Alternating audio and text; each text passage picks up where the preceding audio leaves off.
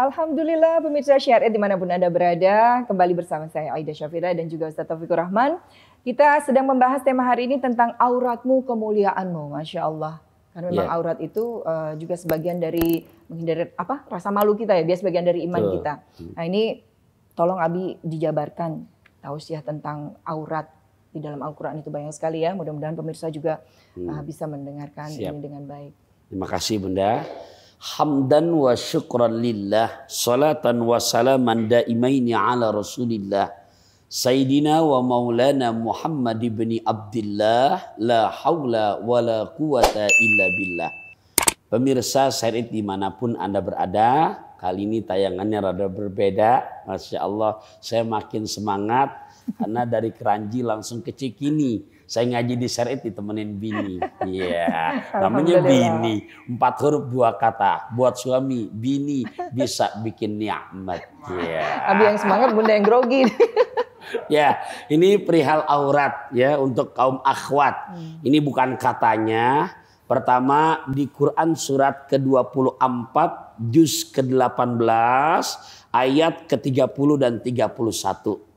Ya, ayat ke-30 31 begitu adilnya Allah mengatur sebelum kepada perempuan kepada laki-laki dulu. Karena yang namanya laki-laki tanggung jawabnya berat, lebih-lebih kita sebagai suami yang bertanggung jawab kepada istri dan anak-anak gadis kita yang udah pada menstruasi, yang udah pada dewasa, jangan sampai diri kita tergelincir menjadi seorang suami yang dayus.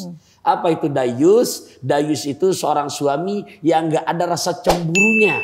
Di mana anak gadisnya yang udah menstruasi, yang udah dewasa, juga istrinya yang memang jelas adalah istrinya, tapi masih berlaga untuk berpakaian, kelihatan lekak-lekuk tubuhnya, atau mungkin dengan lawan jenisnya dianggap tuh cepaka-cepiki biasa, dianggap tuh yang namanya ya berpegang tangan biasa. Nah di saat suami begitu diem aja, itulah kata Rasulullah calon penghuni nerakanya Allah. Nah ini tugas sebagai suami. Nah makanya di Quran surat An-Nur ayat ke-30 buat laki-laki dulu tuh. Bismillahirrahmanirrahim.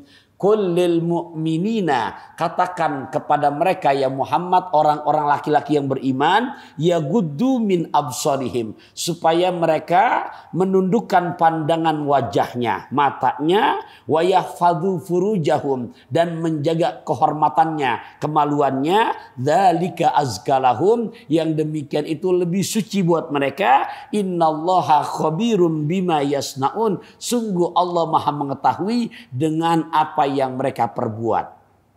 Ini buat laki-laki dulu. Jadi matanya jangan jelalatan, ya. Jadi jangan sampai memandang sesuatu yang bukan memang tempatnya. Makanya 3 pasang mata kata Nabi yang haram kesentuh api neraka. 1, pasang mata yang dipakai begadang buat ibadah. 2, sepasang mata yang dipakai begadang ibadah, kemudian dia merenung dosa-dosa masa lalu, dia nangis karena takut sama Allah. Haram kesentuh api nerakanya Allah. Yang ketiga, di mana kesempatan mata ini bisa melihat yang haram, tapi dia berpaling karena dia tahu itu bukan haknya, itulah sepasang mata yang ketiga. Baik bicara kepada perempuan, di Quran surat An-Nur ayat ke-31-nya, wa kullil mu'minat, katakan kepada mereka ya Muhammad, hamba-hamba Allah, perempuan-perempuan yang beriman, yagdudna, supaya menundukkan pandangan matanya, min absarihinna, dari pandangan matanya, wa yahfatna furujahunna, dan menjaga kehormatannya, wala yubdina zinatahunna ila ma dhahara minha,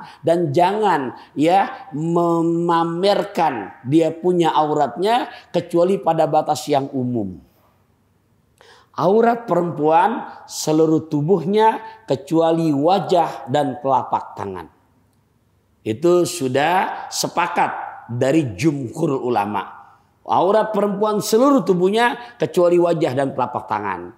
Ustaz, saya gerasat, pengen buka hijab, kemudian tetap sopan, normal, boleh begitu kecuali pada 12 tempat.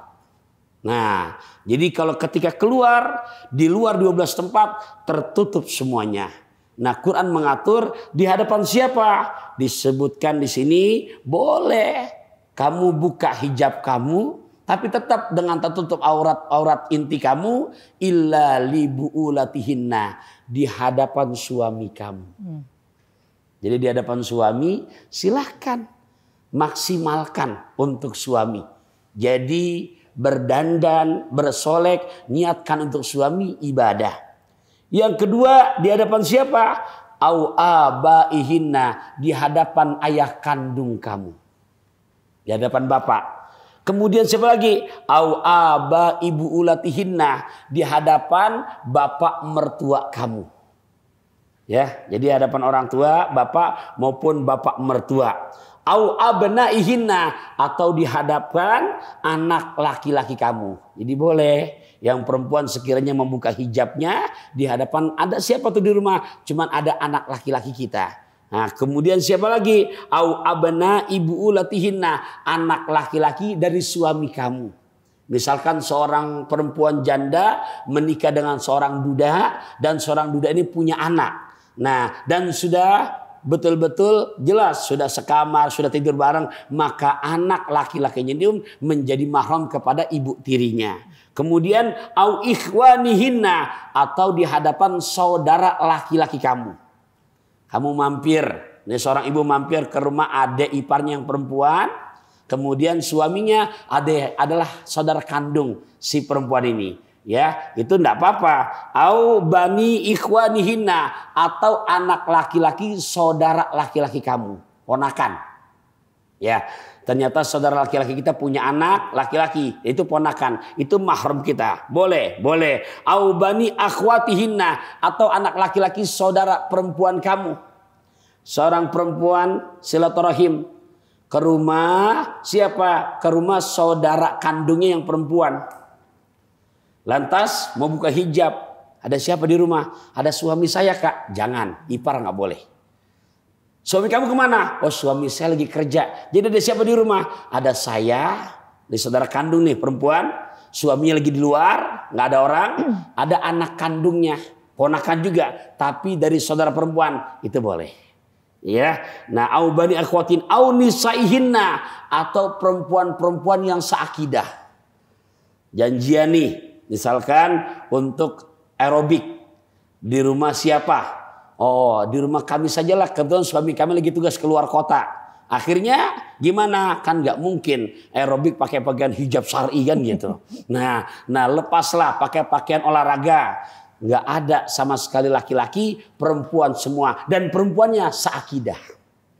Nah, au nisaihina, au ma malakat aimanuhunna, atau di hadapan hamba sahayanya, awit tabiin ghairi ulil irbati minar rijal.